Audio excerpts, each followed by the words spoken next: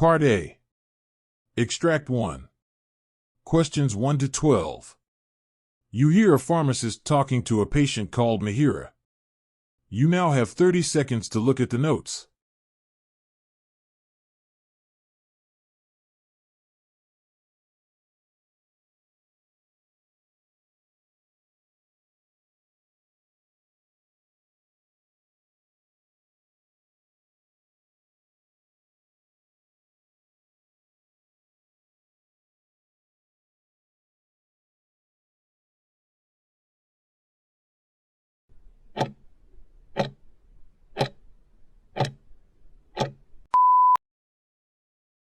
Good morning, Mihiraa. How can I help you today? Oh, thank goodness. Good morning, Robert. I'm here because I'm really concerned about this swelling that just doesn't seem to go away.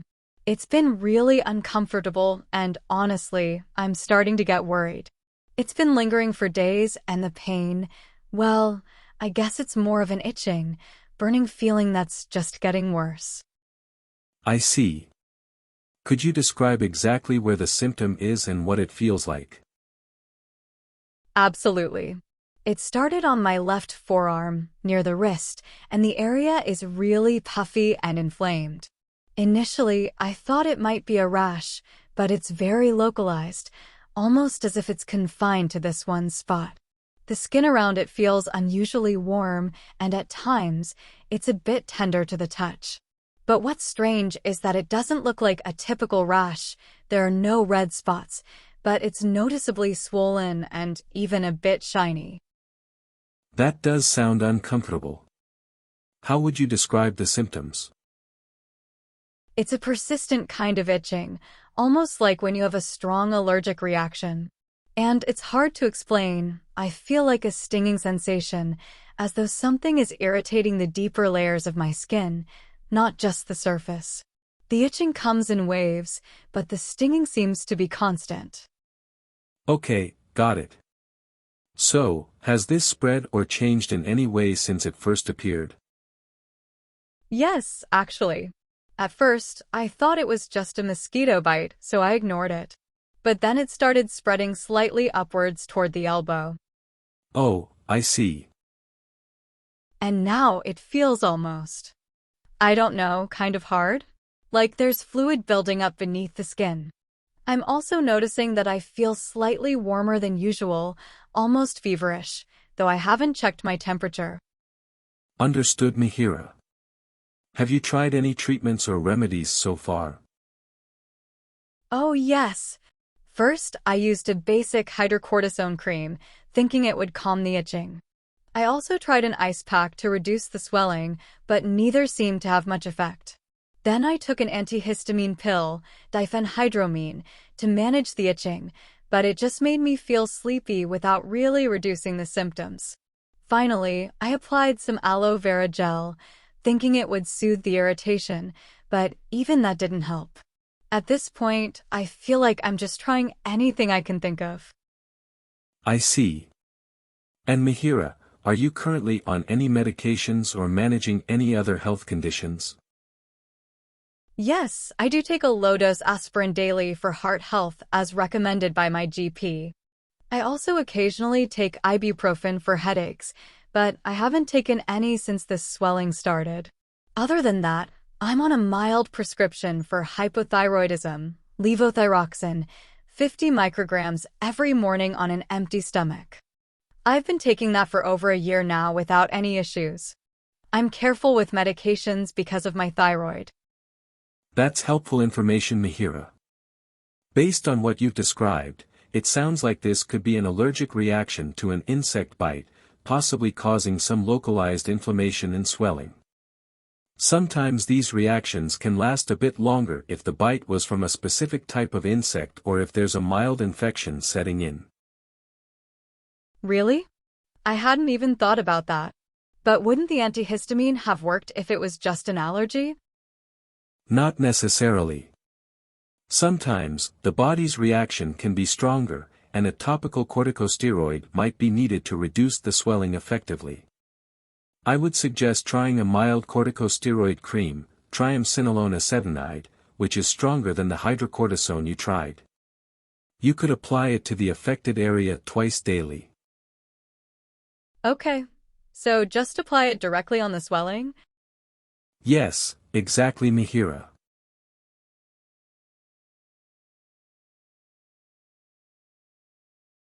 Extract 2. Questions 13 to 24. You hear a physiotherapist talking to a patient called Mihiraa.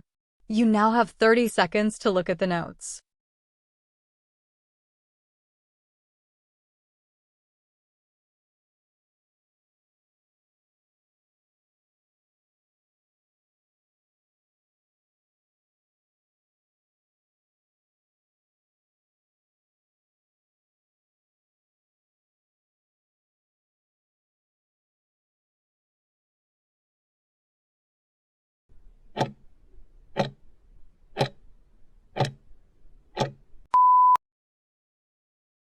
Good morning, Mihiraa.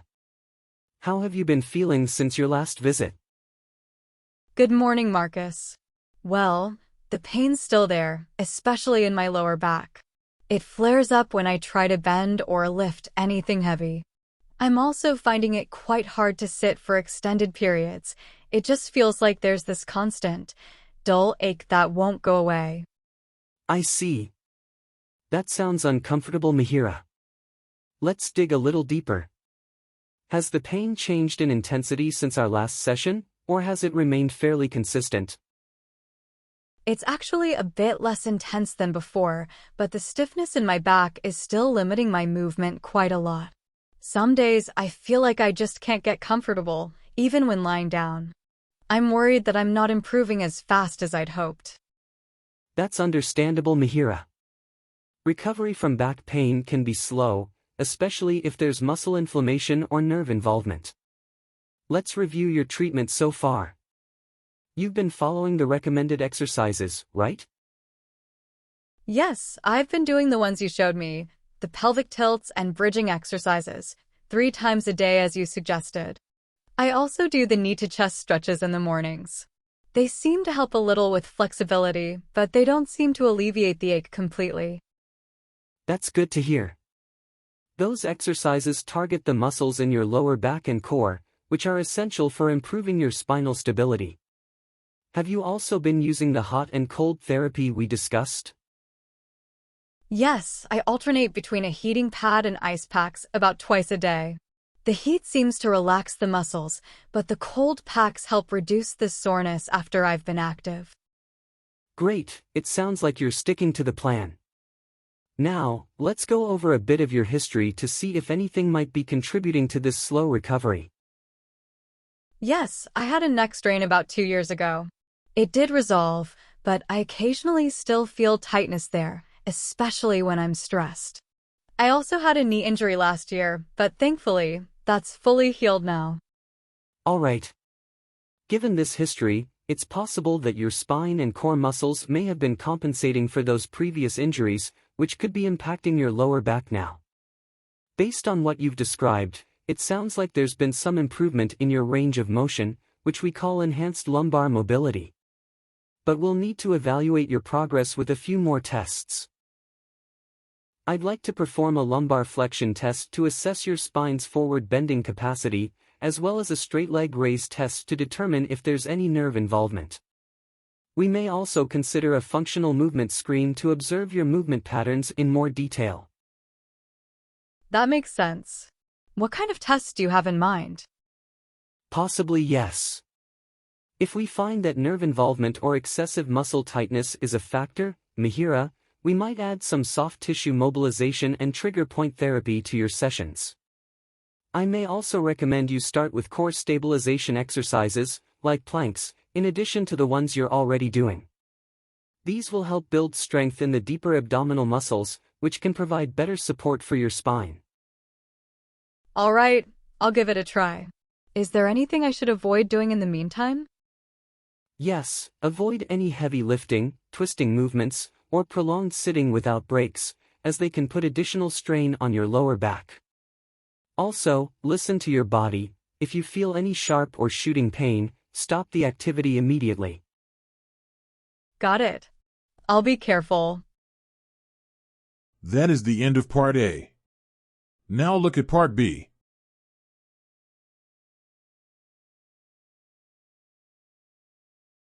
Part B. In this part of the test, you'll hear 6 different extracts. You'll have time to read each question before you listen. Now look at question 25. You hear a head nurse called Mihiraa talking to team. Now read the question.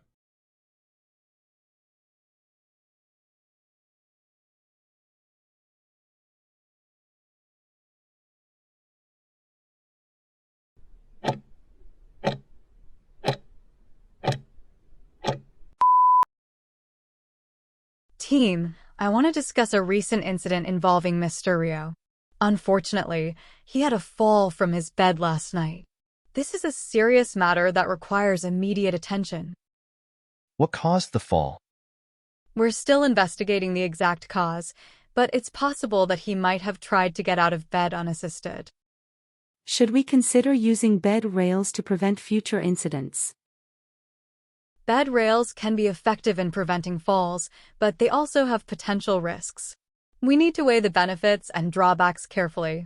Perhaps we can implement a bed alarm system to alert staff if Mr. Rio tries to get out of bed. What about patient education? Can we educate Mr. Rio and his family about fall prevention strategies? That's a great suggestion. We can provide them with information on how to use call bells, the importance of staying in bed, and the risks of falls. We should also review our staffing levels and ensure that we have adequate staff to monitor patients closely. Absolutely. By addressing these issues, we can reduce the risk of future falls and improve patient safety. Now look at question 26. You hear a nurse called Mihiraa talking to a patient. Now read the question.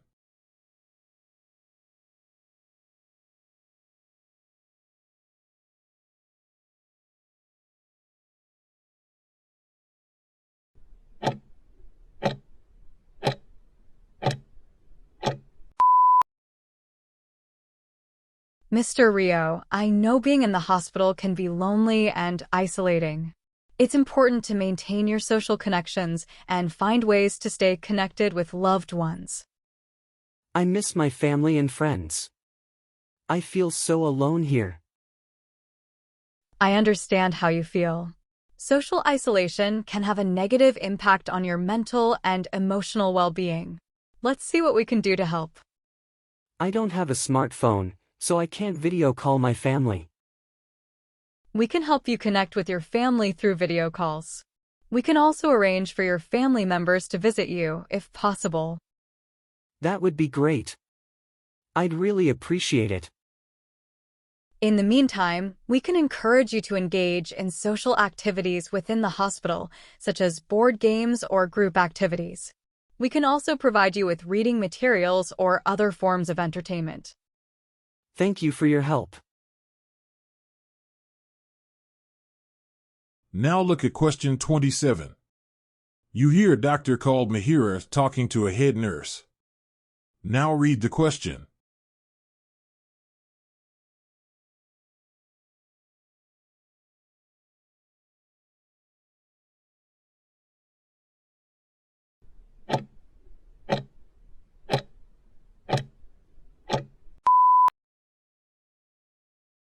Nurse Hilton, I'm concerned about Mr. Rio's condition. His blood pressure is elevated, and he's experiencing chest pain. Yes, I've noticed those changes as well. He seems to be in discomfort. We need to adjust his medication regimen to manage his blood pressure effectively. Let's increase the dosage of his antihypertensive medication and add a beta blocker to help control his heart rate. Should we consider any additional medications, such as a diuretic? That's a good idea. A diuretic can help reduce fluid retention and lower blood pressure.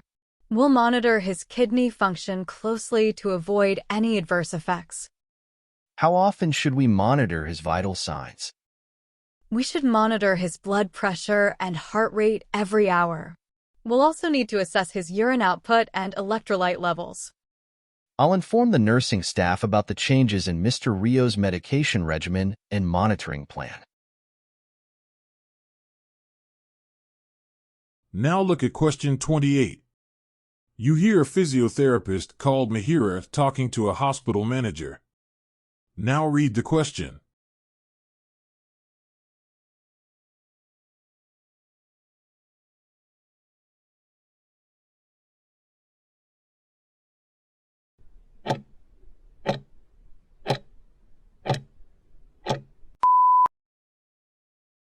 Mr. Hilton, I'm writing to express my concern about the limitations of our current rehabilitation equipment. Some of our machines are outdated and malfunctioning, which is impacting patient care. I understand your concern, Mihiraa. We've been facing budget constraints, and it's been difficult to allocate funds for new equipment. I appreciate the budgetary constraints, but outdated equipment can lead to inefficient therapy sessions and hinder patient recovery. Investing in modern equipment can significantly improve patient outcomes. I agree. Perhaps we can explore options like leasing or renting equipment to reduce the initial cost. We could also consider applying for grants or seeking donations from charitable organizations.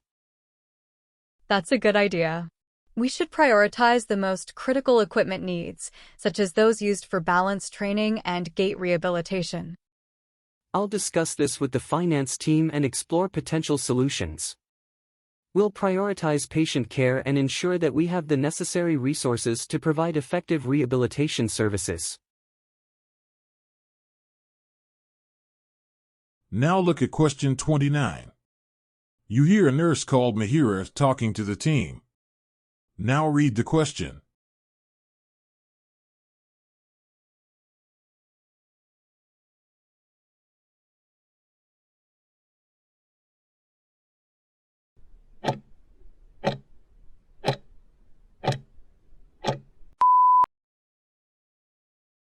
Good morning, team. I want to discuss a recent change in hospital policy regarding patient visitation hours.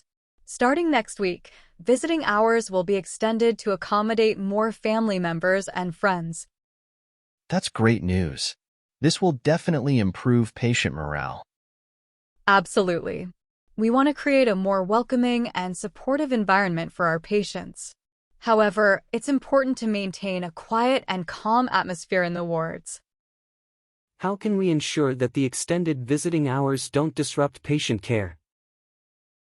We'll need to implement strict guidelines for visitors.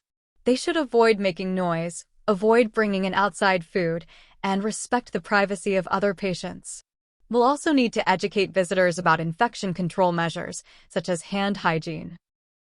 Will there be any additional staffing requirements to accommodate the increased number of visitors? We'll assess our staffing needs and adjust our schedules accordingly. We may need to hire additional staff or reassign existing staff to manage the increased workload. Now look at question 30. You hear a cardiologist called Mihiraa talking to the team. Now read the question.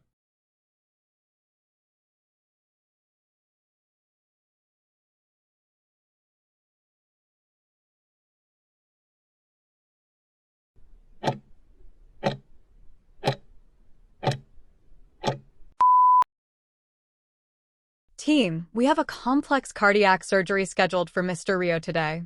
Let's review the patient's medical history and discuss the surgical plan. Mr. Rio has a history of hypertension and diabetes. He's also on several medications, including blood thinners. We need to carefully manage his medications preoperatively to minimize bleeding risks. Let's consult with his primary care physician to optimize his medication regimen.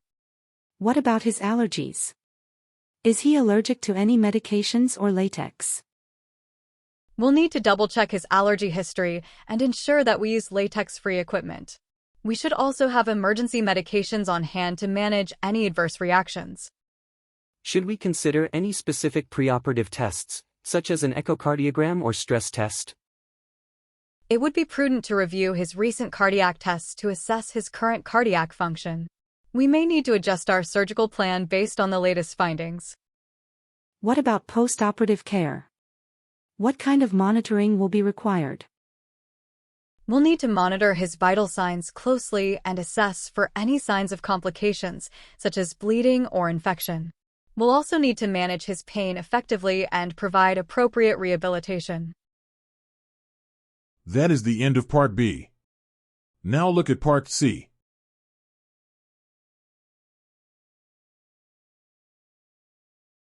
Part C. Extract 1. Questions 31 to 36. You now have 90 seconds to read questions 31 to 36.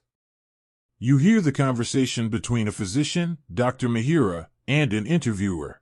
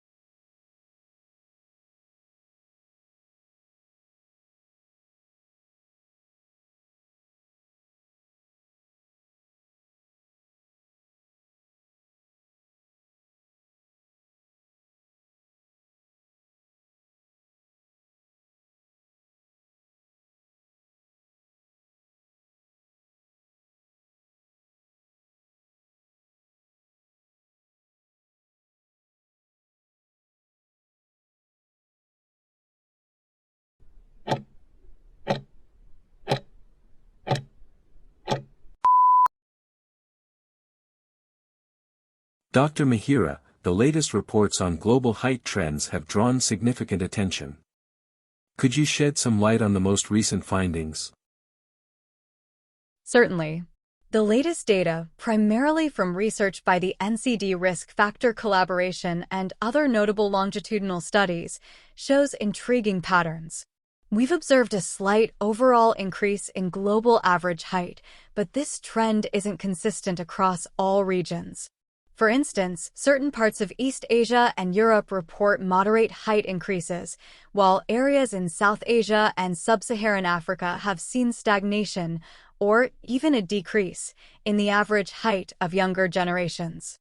Moreover, the disparity between countries with high and low average heights has widened.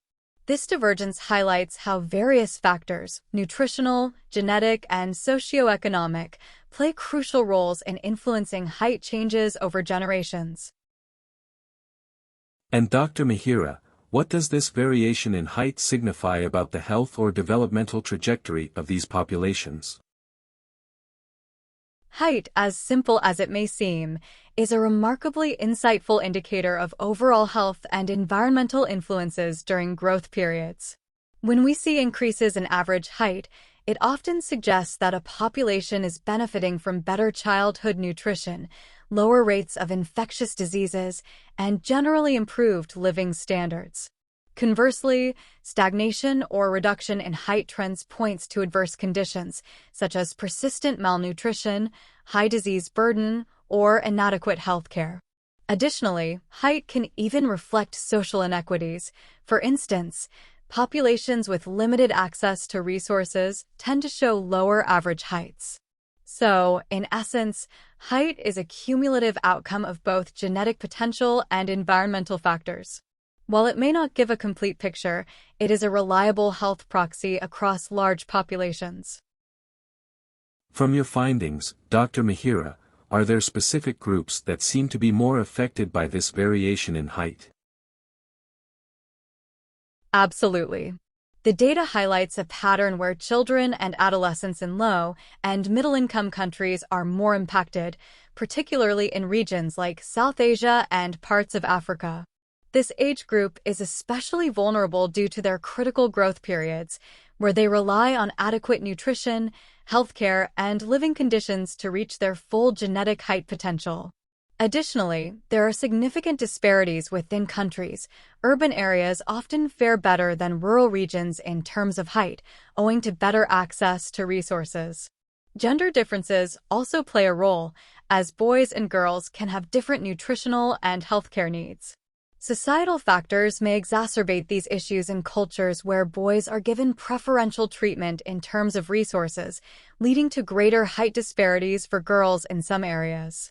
Overall, height inequality is multifaceted, influenced not just by national economic factors, but by local customs and access to healthcare.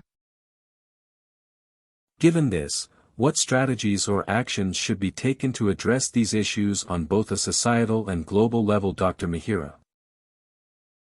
Tackling height disparities requires a multi-pronged approach that addresses the underlying causes, particularly during critical growth periods. Globally, nutrition programs need to be intensified, especially in impoverished regions, to provide essential micronutrients like iodine, zinc, and vitamin A, which are crucial for growth. Education is also paramount, helping communities understand the importance of child nutrition and healthcare access can make a significant difference. Furthermore, we need policies to ensure equitable healthcare access and measures to mitigate poverty, which is often at the root of many of these issues. Collaboration between governments, international organizations, and local communities is essential to create sustainable solutions. By addressing both direct health factors and socioeconomic inequities, we can make meaningful strides in reducing height disparity. Dr. Mihiraa, could you tell us about recent research focused on treatments or interventions for height deficits due to these environmental factors? There has been fascinating progress in this area. For instance, certain interventional studies explore the potential of targeted nutrition programs, such as supplementing diets with high-quality protein and specific micronutrients. The aim is to catch up growth in children who have suffered from early malnutrition. Moreover, research into genetic therapy is beginning to gain traction, albeit in its infancy. This type of therapy, particularly promising for those with genetic growth disorders, may eventually play a role in helping children reach their height potential, even if delayed intervention occurs. Additionally, some studies are examining how probiotics and gut health contribute to nutrient absorption, which is an overlooked area that could impact growth. However, it's crucial to remember that while biological treatments are promising, addressing environmental factors remains essential, as they are often the primary culprits behind height discrepancies. With all these factors in play, what do you think the future holds for human height variation, Dr. Mihiraa? Will we see a continued increase or further disparities? Predicting future trends is complex, especially given the interplay of genetics, socioeconomic development, and global health challenges. However, if current trends hold, we may see a polarization where some populations continue to grow taller, while others experience stagnation or even decline due to worsening economic or environmental conditions. Climate change could also influence future height trends, as it threatens to reduce agricultural productivity, exacerbating food insecurity in vulnerable regions. On a more positive note, as healthcare and nutrition programs become more sophisticated, there's hope that disparities will reduce over time. But we need global commitment to equitable health improvements if we are to bridge this gap. Overall, the future of human height remains as much a reflection of our environmental decisions as it is a biological outcome.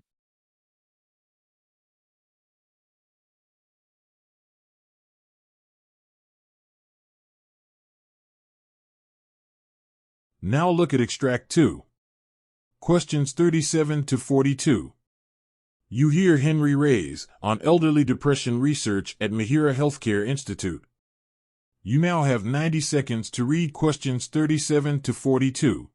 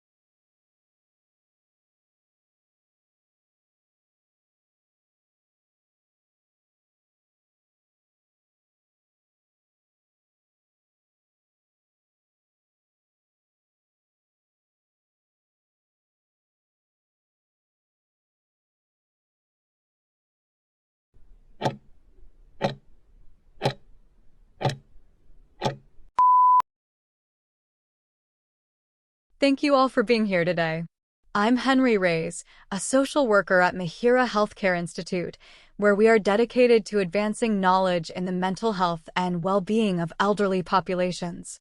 Today, I will discuss our recent research initiatives focused on elderly depression, a pressing issue that often goes underrepresented. Depression among the elderly is not only pervasive, but also poses a unique set of challenges that require specialized research and tailored intervention strategies.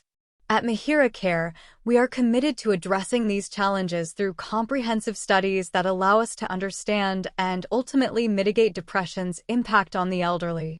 Our key focus at Mihiraa Care is to delve into the social, emotional, and psychological elements contributing to depression in the elderly. The aim is to identify the multi-layered factors, from biological vulnerabilities to lifestyle and social isolation, that intensify the risk of depression in later life. The research doesn't just analyze depression symptoms, it goes deeper, looking at interrelated conditions such as cognitive decline, physical health deterioration, and the increasing loss of social connections. We are especially interested in how aging itself contributes to psychological vulnerability, which could mean refining treatment models to consider not only psychiatric factors, but also the socioeconomic conditions influencing mental health in older adults. The findings from Mihiraa Care's research signify that elderly depression is not a monolithic condition, but rather a complex interaction of various factors that evolve as individuals age. Our studies reveal that depression in the elderly often manifests differently than in younger populations, frequently overshadowed by physical health complaints, which can obscure mental health needs. The research also highlights an alarming trend of underdiagnosis and misdiagnosis, primarily due to societal biases that normalize sadness or withdrawal as part of aging. By spotlighting these issues, our work underscores the need for improved diagnostic criteria and tailored interventions that address both the direct and indirect causes of depression in the elderly. This research emphasizes the critical importance of distinguishing between clinical depression and situational sadness in the elderly. For instance, while grief or loneliness might be temporary reactions, chronic depression requires targeted intervention. We also underscore the value of early diagnosis and intervention, which could prevent the worsening of depressive symptoms, enhance the quality of life, and potentially delay cognitive decline in the elderly. One of the most pressing issues identified in our research is the insufficient integration of mental health services into primary healthcare for elderly populations. At Mihiraa Care, we found that many elderly individuals feel stigmatized or reluctant to seek help for mental health issues, often fearing it will overshadow their physical healthcare needs. Additionally, healthcare providers may lack training in recognizing depression in elderly patients, especially when symptoms are masked by or mistaken for age-related physical ailments. Another significant problem is social isolation, which has proven to exacerbate depressive symptoms and further hinders older adults' ability to seek and receive help. Our research also tackles the challenge of comorbidities in elderly patients.